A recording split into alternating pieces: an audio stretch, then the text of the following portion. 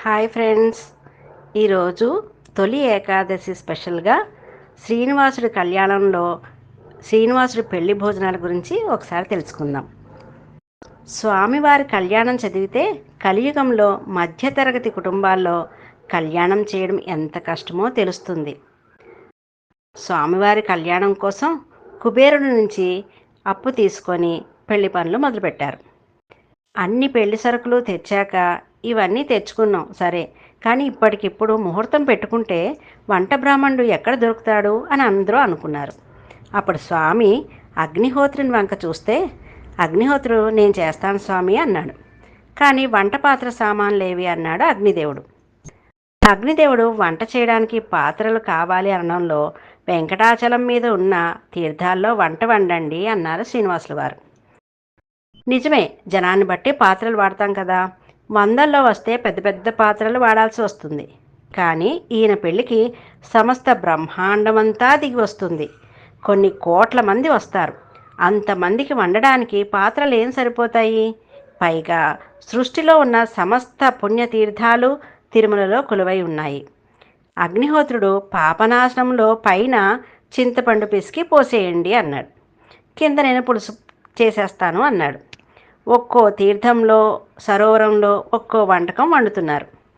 స్వామి పుష్కరంలో అన్నము, పాపనాశనంలో పప్పు, ఆకాశగంగలో బెల్లం పరమాన్నం, దేవతీర్థంలో కూరలు, తుంబుర తీర్థంలో పులిహార, కుమార తీర్థంలో భక్ష్యాలంటే బూరెలు, పూర్ణాలు, బొబ్బట్లు వంటివి, పాండు తీర్థంలో పులుసులు, ఇతర తీర్థాల్లో లేహ్యాలు మొదలైనవన్నీ తయారు చేయమని స్వయంగా శ్రీనివాసుడే అగ్నిదేవుడిని ఆజ్ఞాపిస్తారు.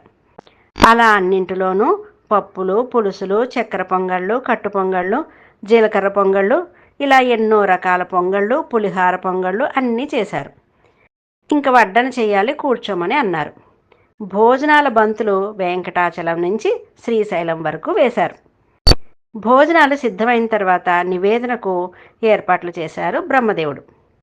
నైవేద్యం పెట్టిన తర్వాతే కదా అతిథులందరికీ వడ్డన చేయాలి. మరి నైవేద్యం పెట్టాల్సింది శ్రీనివాసుడే, ఆయన పెళ్ళే కదా. కానీ నా ఇంట్లో శుభకార్యానికి వచ్చిన అతిథులకు భోజనం పెట్టకుండా నేను భోజనం చేయడం తగదు, అది సంప్రదాయం కాదు అన్నారు స్వామివారు. మన ఇంట్లో శుభకార్యం జరుగుతున్నప్పుడు అందరూ భోజనం చేశాక మనం భోజనం చేయడం విధి. మనకు అది ఎప్పుడూ గుర్తుండడం కోసం స్వామి ఇలా చెప్పారు. మరి నివేదన చేయని పదార్థాలను అతిథులెవ్వరూ ముట్టుకోరు. మరి నివేదన ఎవరికి చేయాలి అన్నారు బ్రహ్మగారు. ఇదే కొండ మీద అహోబలంలో, అంటే ఈనాడు అహోబిలంలో నరసింహస్వామికి నివేదన చేసి అందరికీ నైవేద్యం వడ్డించండి అన్నారు శ్రీనివాసులారు. సాక్షాత్ బ్రహ్మ అహోబల నరసింహస్వామికి నివేదన చేస్తారు. తిరుమల కొండ శేషాచలం పర్వతం మీద ఉంది. శేషాచలం అంటే సాక్షాత్తు ఆదిశేషుడు.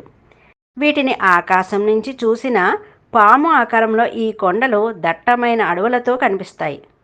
శేషాచలం కొండలు చిత్తూరు జిల్లా నుంచి కర్నూలు జిల్లా వరకు వ్యాపించి ఉన్నాయి.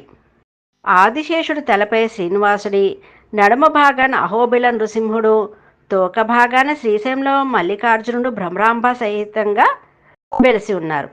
చక్కగా శివుడు అతిథులందరినీ కూర్చోబెట్టే బాధ్యత శివుడు తీసుకున్నారు. పాండు తీర్థం అంటే గోగర్భం డ్యాం నుంచి దక్షిణగా కొద్ది దూరంలో ఉంది. ఇప్పటికీ చూడవచ్చు. పాండు తీర్థం నుంచి శ్రీశైలం వరకు విస్తరణను వేసి ఆశీలను చేశాక అందరికీ ఒకేసారి వడ్డించారు. ముందు విస్తళ్లపై నీరు చల్లి తుడిచి పాత్ర శుద్ధికి కొంత నెయ్యి వడ్డించి సంస్కారపూర్వకంగా ఉప్పు, శాస్త్రం ప్రకారంగా ఇతర పదార్థాలు వడ్డించారు.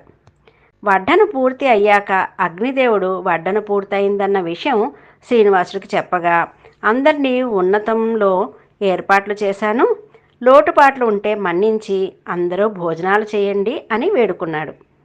అందరి భోజనాలు ముగిశాక అందరికీ దక్షిణ తాంబూలాలు శ్రీనివాసుడు ఇచ్చాడని పురాణవచనం. అందరూ భోజనాలు చేసి బ్రేవమని తేల్చి కూర్చున్నారు. అందరినీ భోజనమైందా అని పేరు పేరున అడిగిన తర్వాత శ్రీనివాసుడు, వకులమాత, మన్మధుడు, లక్ష్మీదేవి, శివుడు, బ్రహ్మ, గరుక్మంతుడు, ఆదిశేషుడు కలిసి భోజనం చేశారు. వీరి భోజనాలు ముగిసేసరికి సూర్యాస్తమయిందని పురాణంలో కనిపిస్తుంది. అందరి భోజనాలు పూర్తయ్యాక రాత్రికి అక్కడే గడిపేసి తెల్లవారుజామునే మంగళ వాయిద్యాల నడుమ మగ పెళ్లివారి బృందం ఆకాశరాజు ఇంటికి, అంటే ఆడపెళ్లివారింటికి నారాయణవనం బయలుదేరింది. ఇదండి శ్రీనివాసుడి పెళ్లి భోజనాల కథ. మీకు అందరికీ నచ్చిందనుకుంటున్నాను. Thank you.